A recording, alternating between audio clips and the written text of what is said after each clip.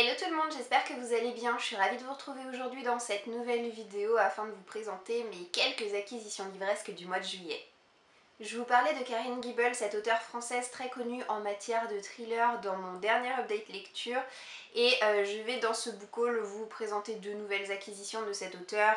Pour commencer, un roman que j'ai acheté à mon grand-père et qu'il m'a prêté, puisque je vous disais dans cette update lecture, et je pense que j'ai déjà eu l'occasion de vous le dire auparavant, que je ne suis pas du tout, mais alors pas du tout, amatrice de thriller. Et pourtant, paradoxalement, je ne sais pour quelle obscure raison, en ce moment, j'ai très envie de lire des livres de Karine Guibolt. Voilà, j'en ai déjà lu deux. Ce sera donc mon troisième avec Le Purgatoire des Innocents. Alors celui-ci, j'avais désespérément envie de le lire. Vu que j'en ai encore un autre à vous présenter juste derrière, c'est possible que je me le case en dernier celui-là, histoire de, vous savez, garder le meilleur pour la fin, parce que c'est l'un de ses plus connus et c'est aussi l'un de ses plus plébiscités. Dans cette nouvelle histoire, on va suivre un homme qui s'appelle Raphaël. Il vient de dérober pour 30 millions à peu près de bijoux, donc c'est un peu le casse du siècle et il n'en est pas à son coup d'essai puisqu'il a déjà fait au moins 14 ans de sa vie derrière les barreaux et là ce nouveau casse il l'a fait en compagnie de son frère. Ça a très mal tourné, il y a eu un blessé, il y a eu un mort et le blessé c'est son frère. Et du coup Raphaël va essayer de se trouver une planque pour pouvoir guérir toutes les blessures de son frère et planquer les bijoux. Je pourrais pas vous en dire plus, mais apparemment ça prend à la gorge cette histoire, donc je ne demande qu'à le vérifier par moi-même. Et l'autre Karine Guibolt que j'ai à vous montrer ce mois-ci, qui est peut-être moins connu que Le Purgatoire des Innocents, mais qui est toujours en tout cas sorti aux éditions Pocket en poche, c'est Les Morsures de l'Ombre. Alors pour le coup, vous allez rire, peut-être que ça vous est déjà arrivé, dites-le moi en commentaire si c'est le cas. Mais en fait, j'ai acheté ce livre à mon grand-père il y a quelques années de ça. Et là, ça va bientôt être son anniversaire, donc je me suis dit, bon allez, je vais lui acheter un nouveau Karine Guibolt pour agrandir sa collection, et puis comme ça il me le prêtera par la suite quand il l'aura lu. Et je me suis dit, lequel je ne lui ai pas encore acheté? Oh, Les Morsures de l'Ombre, ça me dit rien. Allez, je vais lui prendre. Donc paf, je le commande, je le reçois. Entre temps, j'ai mon grand-père au téléphone qui me dit, ah oui, du coup, de Karine Guibolt, là en ce moment, il me reste que Les Morsures de l'Ombre à lire, que tu m'avais offert mais que j'ai pas encore trouvé le temps de lire. What? Donc là j'ai eu un petit peu les boules, vous voyez, parce que du coup je lui ai acheté un livre que je lui ai déjà offert il y a quelques années et que j'avais complètement oublié. Donc je me retrouve avec ce livre qui du coup va intégrer ma bibliothèque. Alors si je ne l'apprécie pas, je saurais très bien m'en séparer. Mais en tout cas, je me suis retrouvée vraiment extrêmement bête. Dans cette histoire, on a une femme et un homme. On a le bourreau et la victime. Et dans le résumé de cette histoire, on se demande un petit peu qui est vraiment le tortionnaire et qui est réellement la victime. Quoi qu'il en soit, la femme a séquestré l'homme et le maintient enfermé dans une cage. Pourquoi? Je ne sais pas. Y a-t-il une obscure histoire de viol, de maltraitance? C'est comme ça en tout cas que je le conçois sans avoir du tout plongé le nez dedans. C'est un roman qui pour le coup est bien plus court que Le Purgatoire des Innocents. Comme je vous le disais, je pense que je commencerai par celui-ci, histoire de garder le meilleur pour la fin. Je me suis acheté une fin de série, je me suis acheté le troisième et dernier tome de la trilogie Lady Helen de Alison Goodman, sortie aux éditions Gallimard Jeunesse. C'est une fin de série qui a mis bien longtemps à être traduite et publiée en français, mais ça ne m'a pas tant dérangé que ça, étant donné que c'est une trilogie que j'ai commencé sur le tard. J'ai donc eu l'occasion de lire d'abord le premier tome, de prendre un peu mon temps avant de lire le second, et je suis donc super contente. Je trouve que c'est un timing parfait pour recevoir ce dernier tome parce que c'est une trilogie que j'adore. J'ai eu un coup de cœur pour le premier tome, j'ai eu un coup de cœur pour le deuxième tome et je vous espérais que ça se terminera en apothéose. En tout cas, je ne suis pas très inquiète après avoir vu passer les premiers avis sur internet. Tout le monde a l'air ultra satisfait de cette lecture et de cette fin, donc je suis vraiment très confiante. Là où je pousse un petit coup de gueule, c'est que bon, j'ai essayé de l'arracher comme j'ai pu, mais je mettrai certainement du décolle étiquette pour rendre tout ça plus clean. Je me le suis acheté sur Amazon neuf et quand je l'ai reçu, j'ai eu une énorme étiquette toute dégueulasse, orange avec un gros code barre. Je me suis dit, qu'est-ce que c'est que ça encore? C'est une histoire qui mélange habilement un aspect historique, puisque c'est une histoire qui se passe sous la Régence, donc à Londres, et un aspect plus fantastique, puisque l'auteur a inventé une mythologie absolument originale dont je ne vous parlerai pas, voilà, pour ne pas risquer de vous spoiler, parce que tout tourne autour de cette mythologie et c'est juste super intéressant à découvrir. Et donc on a... D'accord. Et donc dans le premier tome, on a notre héroïne qui s'appelle Lady Hélène. Elle est d'une extraction assez noble et elle vit chez son oncle et sa tante depuis que ses parents sont décédés lorsqu'elle était toute jeune. Elle s'apprête à faire son entrée dans la haute société, à entamer sa première saison de bal, etc. dans le but de se trouver un soupirant. Mais un beau jour, sans crier gare, eh bien, elle va se retrouver dotée de capacités un petit peu étranges et qui dénotent un peu horriblement de toutes les autres personnes qui font partie de son entourage.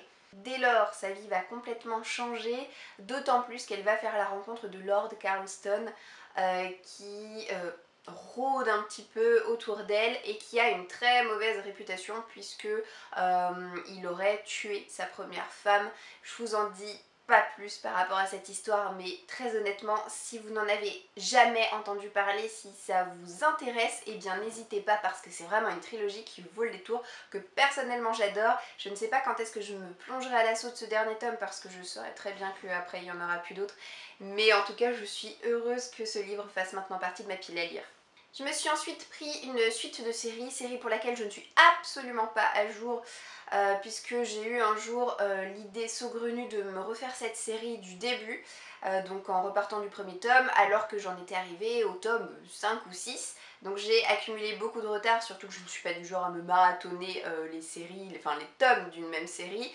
Donc si vous voulez, à raison de un tome par an et encore, je ne sais pas quand est-ce que j'aurai l'occasion d'être à jour de cette série. En tout cas, c'est Charlie Davidson et c'est le tome 12, 12 tombes sans un os, que je me suis acheté. Donc c'est un livre sorti aux éditions Milady et c'est écrit par Darinda Jones. C'est une série d'urban fantasy hyper connue. Personnellement, elle fait partie de mon top 3. C'est un univers que j'adore, dans lequel j'aime replonger à chaque fois que j'ai un petit coup de mou au moral, parce que c'est bourré d'humour. Voilà, je rigole bien. On a une héroïne, Charlie Davidson, qui est haute en couleur, à qui lui arrive à chaque fois des tuiles, mais des tuiles. Mais du coup, voilà, c'est d'un drôle absolu. Et puis, il y a plein de personnages secondaires très attachants, d'autres très charismatiques. Voilà, il y a tout un petit monde qui gravite autour de cette jeune femme qui, à chaque fois, me fait passer un super moment. Donc en fait, Charlie Davidson, c'est la faucheuse, donc la faucheuse avec un grand F, c'est-à-dire qu'elle a la capacité de voir des fantômes et son corps est une espèce de portail et elle fait passer les fantômes à travers son corps pour qu'ils puissent accéder à l'au-delà. Et en fait, chaque tome se suffit un petit peu à lui-même, dans le sens où on a une enquête policière à chaque fois différente, même si d'un tome à un autre on a une espèce de trame comme ça qui se tisse de plus en plus, puisqu'il y a des enjeux qui sont de plus en plus importants et qui pour le coup ceux-là sont à suivre d'un tome sur l'autre. Donc voilà, je suis heureuse de cette acquisition. Ça faisait un moment que ce livre était dans ma wishlist et puis je me le prenais pas parce que je me disais à chaque fois oui, mais j'en ai déjà plein à lire, puisque je regarde dans ma pile à lire, ils sont juste là. En fait, voilà, mon prochain tome de Charlie Davidson, ce sera le tome 8. Donc vous voyez, j'ai le temps avant de pouvoir lire le tome 12. Mais il m'a fait de l'œil et je me suis dit, allez, toi, ce mois-ci, tu viens avec moi. Vous avez peut-être vu qu'au mois de juin, j'ai lu mon premier Virginie Grimaldi, et quand je vous dis mon premier, ben, c'est mon premier sous tous les plans, étant donné que ce livre, le premier jour du reste de ma vie, c'est le premier qui a été écrit par l'auteur.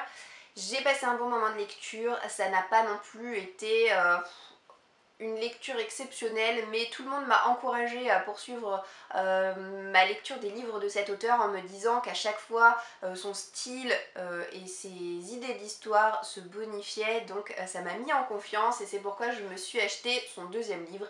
Donc c'est Tu comprendras quand tu seras grande, quand tu seras plus grande, et c'est sorti aux éditions Le Livre de Poche. On a notre personnage principal qui s'appelle Julia et qui va démarrer un nouveau job en tant que psychologue dans une maison de retraite, mais en arrivant là-bas, elle va se rappeler d'une chose, c'est qu'elle ne déborde pas d'affection envers les personnes âgées, et pourtant elle va rapidement se rendre compte que les personnes âgées qui font partie de cette maison de retraite ont beaucoup de choses à lui dire, beaucoup de choses à lui apprendre.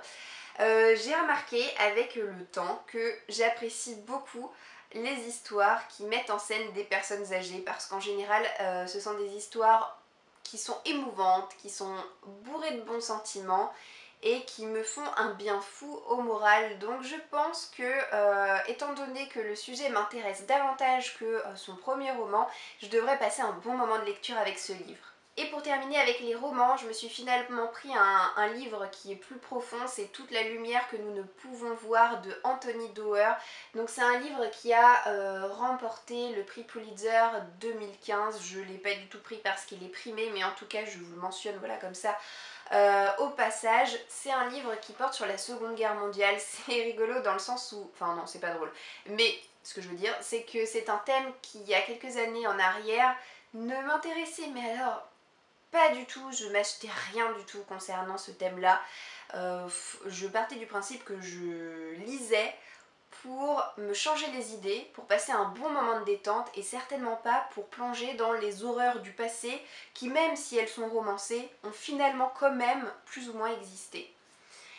Et je ne sais pas, avec le temps, avec mon expérience de lectrice et puis avec le fait que je ne peux pas que me reposer non plus sur des histoires fantastiques puisque au bout d'un moment ça finit toujours plus ou moins par se ressembler ce que je lis, eh bien je ressens cette envie, ce besoin de lire des livres historiques et notamment des livres qui portent sur la Seconde Guerre mondiale. Et justement, c'est aussi un travail, je pense, de mémoire que je fais. J'estime que c'est nécessaire de lire ce genre de choses pour connaître un petit peu en détail toutes les exactions qui ont pu se produire dans le passé. D'après ce que j'ai pu comprendre dans ce livre, on va suivre deux héros, deux personnages principaux.